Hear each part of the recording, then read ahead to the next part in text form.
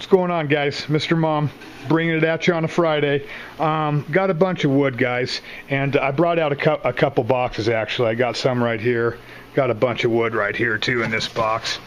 This is actually a bunch of Malaysian driftwood. I mean, there's a bunch of big pieces in here. Look at that piece, guys. But I've actually had a couple people, and when I say a couple, guys, I mean like two. People ask me, you know, if it's okay if they use like driftwood that they find like in their river, in their pond or whatever around their house for their fish tank. And I just want to talk about that real quick, guys. I'm going to try and get through this as quick as possible. I would say that, you know, yes and no. Yes and no. It kind of depends on a couple things.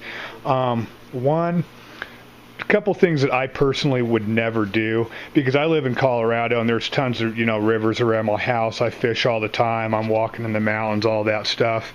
I can tell you that I've been tempted, guys. I've seen a lot of wicked pieces of driftwood by my house.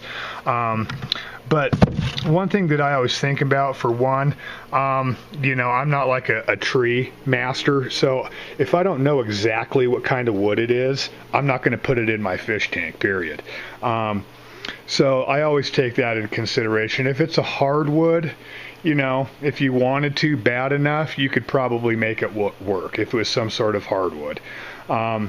Real important thing is, you know, you always have to take the bark off of it. Like all these pieces of this manzanita wood, for instance. Oh, by the way, guys, this video is sponsored by the letter V. Just wanted to show that to J Flash here real quick. Letter V, guys. Oh, one thing about this particular piece of driftwood, guys, it'll never get rolled in one of my tanks. Just wanted to throw that out there. So, but yeah, you want to make sure the bark's always off, no matter what kind of driftwood you're using, guys, because that stuff's going to rot quick in your tank. Secondly, when you're pulling it like out of your river or pond or whatever, if it's already wet, let's say it's in the river, you know, and you think, oh wow, it's already waterlogged, that's great. That is great, but it's kind of doesn't matter, because you're going to want to let that stuff sit out in the sun and dry out for at least a couple weeks, guys, at least a couple weeks. Never want to put like soggy wet wood from like your river or whatever into your tank, because I mean, just kiss your tank goodbye if you do that, in my opinion. So even if you're pulling it out of your river, if it's already wet, you're going to have to let that thing soak or dry out in the sun for a couple weeks anyway. So in my best recommendation, I probably wouldn't use it unless you're from somewhere where you're pulling, you know, if you're walking out in your backyard and you're pulling manzanita wood out, or you're pulling mopani wood out or something like that, well then yeah, you know, by all means, just treat it properly, and you know, you got a bunch of free driftwood, and good for you. This is Malaysian wood, and this is what, you know, 9 times out of 10, this is the stuff that you're finding in your fish store, in your local fish store right here. This stuff is usually pretty heavy. It doesn't have to be, you know, waterlogged. It basically, you know, sinks on its own in your tank and without much effort. So that's the stuff that most people get in the fish store, and you know, it's not a bad way to go. It's just kind of limited to the kind of wood that you can get, and it's, you know, it's pretty pricey.